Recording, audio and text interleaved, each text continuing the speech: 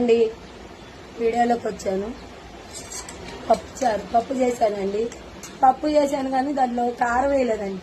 నా మైండ్ అట్లా ఉంది. నన్ను కొట్టి కొడుకు కాదు, ఏం కాదండి. న్యాయం చెప్పండి. కొట్టొచ్చా నన్ను? తలుపేసి కట్టా కొట్టాడండి. డబ్బులు కావాలంట, లక్షలు ఇచ్చిన అప్పటికి పొదుపులో 50,000 తెచ్చి ఇంటి మీద 2 లక్షలు ఎత్తుకెళ్ళిపోయాడు. ఇంకా డబ్బులు కావాలంట. నాది నేను తింటా, నా బతుకు నేను బతుకుతుంటే నన్ను వచ్చి ఇంట్లోకి వచ్చి కొట్టిపోతున్నాడండి వాడు. ఎట్లా అనుకోవాలా? మనిషేనా వాడు? జీవితంలో అలాంటి కొడుకులు ఉండొచ్చా? వాడిని ఊరికి వదిలిపెట్టాను నేను. నా కడుపు మంట వాడికి జరగాల్సింది. పప్పు కారం లేకుండా ఏం చేయను.